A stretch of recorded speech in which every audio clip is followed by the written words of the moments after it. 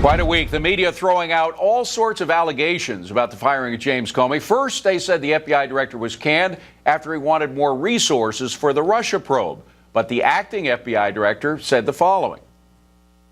When we need resources, we make those requests here.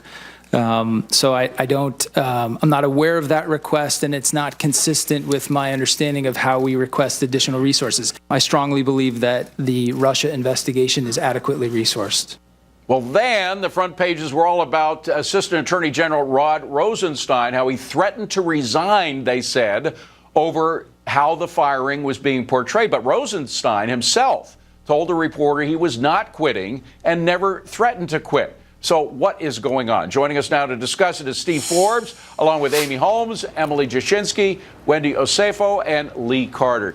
Steve, I want to go to you first because as the head of a media company, editorial director at times, this must drive you nuts. I mean, the fact that what is leading the narrative in the media is often dead wrong, or at least it has been over the past week. Yeah, and it's not helped by the White House not having a consistent storyline themselves, David. But the media is out to get Donald Trump. They're trying to make this the equivalent of Watergate, which it isn't. And so they're going to be probes all over the place. And I think they just have to resign to the fact they're going to hear the word Russia 1,000 times a day for the next 8 years. But Amy Holmes, the idea that these front page stories, which are meant to move the story forward, actually move the story backwards because very often they're wrong and have to be corrected. If they're honest enough to correct it, very often they don't do that. David, that's exactly right. But do you notice that they're always wrong in one direction, which is to the disadvantage of the president? They never have to correct it in the other way. And I actually brought in 2 Time magazine covers that came out within a week of each other. And this is media bias in photos. This is Chuck Schumer, the Democratic minority leader of the Senate, airbrushed, glowing, thoughtful, serene. This is Steve Bannon on the same cover. They show warts and all, black background, looking grimacing into the camera. Again, a week apart. This is media bias in pictures, how the media is trying to manipulate your perception of events. Wendy, it's hard not to disagree with that, isn't it? Well, a little bit, but in political communication, you're only as good as your credibility. And right now, the media not only has a problem, but the Trump administration has a problem as well. We can see where Sarah Huckabee Sanders came out on Wednesday saying that Comey had lost the confidence of the rank and file, when in less than 24 hours, you have acting director McCabe come out and say, actually, not only has Comey not lost the confidence of the rank and file, he actually has broad support from the FBI. So as well as the media, you also see the Trump administration who has credibility issues. Steve, what do you think about that? No, I think the media has a credibility problem, David, on this because clearly their biases are out there.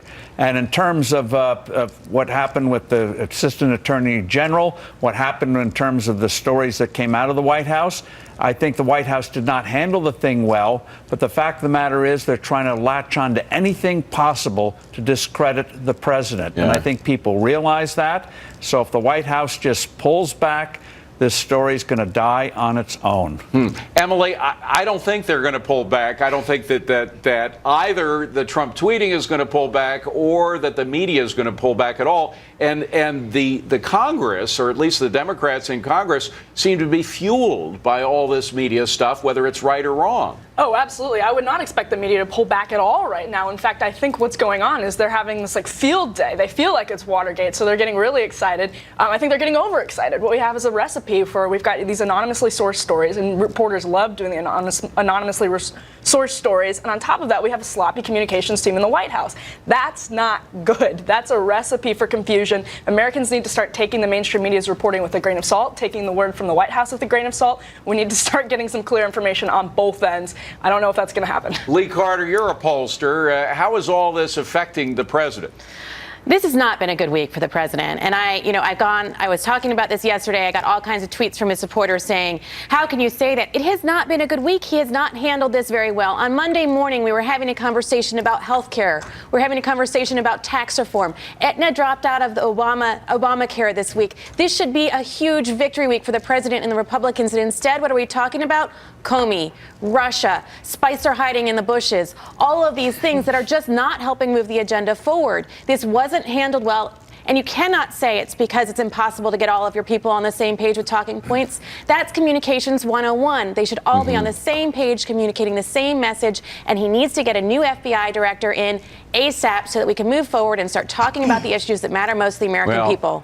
I think more important than anything else right now, Steve Forbes, and something that could make all these problems disappear would be to get tax cuts in that would get the economy growing again, right? Well, that's where the White House has to learn they have to dominate the agenda in a positive way and go forward with get a tax proposal out there, make it as radical and bold as possible, move it with the House and with the Senate, the heck with budget scoring, and get that big tax cut being the discussion instead of all this other stuff that has nothing to do with getting this economy really revved up again. Well, Amy Holmes, are the Republicans going to go ahead with a radical tax reduction? Because some of them are kind of nervous about that. They are nervous about it, but they're also trying to work together to move forward on that. And again, the president, he proposes, the Congress disposes, and that's their job, is to legislate. But I'd like to get back to the media bias just one last time, which is, I think a lot of the outrage was that the media behaved as if they weren't consulted in the president's decision. I read a lot of criticism of, he should have done it this way, not that way.